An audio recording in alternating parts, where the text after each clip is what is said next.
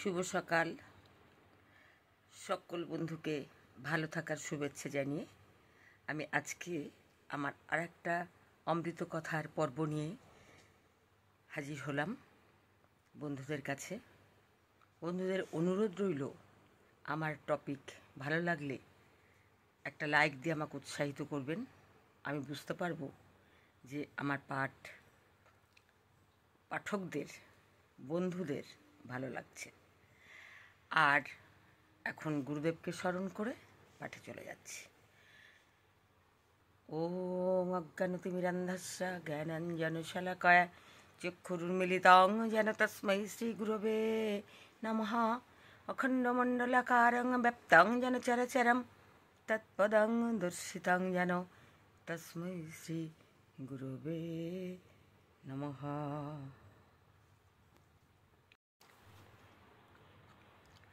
ঈশ্বরের কৃপায় যখন তীব্র বৈরাগ্য হয়, তখন কামিনী কাঞ্চনের আসক্তি থেকে নিস্তার হতে পারে সাধন ভজন। হবে এখন, আজ না হয় কাল হতে পারে।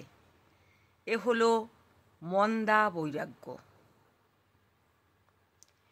যার প্রাণ একেবারে ব্যাকুল, ভগবানের দিকে ছোটে, কোনো বাধা মানে না, ভগবান ভিন্ন আর কিছু চায় না। মাগ ছেলেদের যেন কালসাপ দেখে,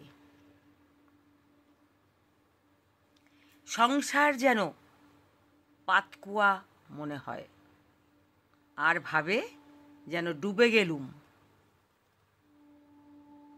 তারই তীব্র বৈরাগ্য। একজন সস্ত্রীক বিবাগী হয়ে নানা তীর্থ করে বেড়ায়। পথে যেতে স্বামী এক জায়গায় কয়েকটা হীরা পড়ে আছে দেখে। হীরা দেখে তার মনে হলো এগুলিকে মাটি চাপা দিয়ে রাখি। কি জানি, আমার স্ত্রী যদি দেখতে পায় তবে লোভ জন্মাতে পারে। সে তাই মনে করে ওইগুলোর উপর মাটি চাপা দিচ্ছে। এমন সময় তার স্ত্রী তা দেখতে পেয়ে কাছে এসে বললে, হ্যাঁ গা, তুমি কি করছিলে? স্বামী থতমত খেয়ে বলে গেল। স্ত্রী যাই পা দিয়ে ধুলো সরিয়েছে, অমনি হীরাগুলো দেখতে পেয়ে ও বললে, এখনো হীরা মাটি তফাৎ বোধ রয়েছে? তবে তুমি বনে এলে কেন? মনে ত্যাগ হলেই হলো। তাহলে সন্ন্যাসী, কিন্তু বাসনায় আগুন দিতে হয়, তবে তো। সন্ন্যাসী স্ত্রীলোকের চিত্রপট পর্যন্ত দেখবে না, সাধারণ লোকে তা পারে না। মেয়ে মানুষ ভক্ত হলেও তাদের সঙ্গে দাঁড়িয়ে একটু কথা কবে, তাদের সঙ্গে বসে কথা কবে না। সাধুর মেয়ে মানুষ থেকে অনেক দূরে থাকতে হয়। উভয়ের মঙ্গল। মেয়ে ভক্তেরা আলাদা থাকবে, পুরুষ ভক্তেরা আলাদা থাকবে, তবেই উভয়ের মঙ্গল। ওখানে সকলে ডুবে যায়। রাধে রাধে। সকালে একটা গভীর তত্ত্বকথা পেলাম। পাঠের মধ্যে দিয়ে অনেক কিছু লেখকরা বুঝিয়ে যান, মনীষীরা বলে যান। সেটা আমাদেরও অনেক সময় নিজের ধ্যান ধারণা দিয়ে বুঝে নিতে হয়। সাধু সন্ন্যাসী নিজের মঙ্গলের জন্য কামিনী কাঞ্চন ত্যাগ করবে। হাজার ভক্ত হলো, মেয়ে মানুষকে বেশিক্ষণ কাছে বসতে দিই না। একটু পরে বলি, তোমরা ঠাকুর দেখোগে। তাতেও যদি না ওঠে, নিজে তামাক খাবার নাম করে ঘর থেকে বেরিয়ে পড়ি। আমায় দেখে আবার সবাই শিখবে।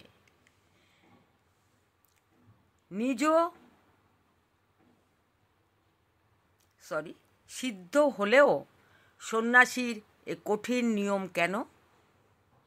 তার নিজের মঙ্গলের জন্যে আর লোকশিক্ষার জন্যে এইরূপ করতে হয়। ন্যাসী সন্ন্যাসী জগৎগুরু, তাকে দেখে তবে তো লোকের চৈতন্য হবে। সন্ন্যাসীর পক্ষে স্ত্রীলোক থুতু ফেলে থুতু খাওয়া। চৈতন্যদেব লোকশিক্ষার জন্য সংসার ত্যাগ করলেন। সন্ন্যাসী নির্লিপ্ত হলেও, জিতেন্দ্রীয় হলেও লোকশিক্ষার জন্য কাছে কামিনী কাঞ্চন রাখবে না। সন্ন্যাসীর পক্ষে বীর্যপাত বড়ই খারাপ। এমনকি স্বপ্নেও যদি কামিনী সহবাস হচ্ছে বলে মনে হয় আর তার দ্বারা বীর্যপাত হয়, তাহলে এতদিনের সাধন ভজন সব নষ্ট হয়ে যায়। সন্ন্যাসী যেমন মেয়ের পট পর্যন্ত দেখবে না, তেমনি কাঞ্চন টাকা স্পর্শ করবে না। কাঞ্চন অর্থাৎ এখানে সোনা। টাকাও সন্ন্যাসীর পক্ষে বিষ। কাছে থাকলে হিসাব, দুশ্চিন্তা, টাকার অহংকার, দেহের সুখের চেষ্টা, লোকের উপর ক্রোধ, এইসব আসে। সাধুরা সঞ্চয় করবে না, ঈশ্বরের উপর 16 আনা নির্ভর করবে। সংসারী লোকের নিকট টাকার দরকার আছে, কেননা মাগ ছেলে আছে, তাদের খাওয়াতে হবে, তাই সঞ্চয়ের দরকার। এই জায়গাটা আরও একটু পড়ছি। সাধুরা সঞ্চয় করবে না, ঈশ্বরের উপর 16 আনা নির্ভর করবে। সংসারী লোকের টাকার দরকার আছে, কেননা মাগ ছেলে আছে, তাদের খাওয়াতে হবে, তাই সঞ্চয়ের দরকার।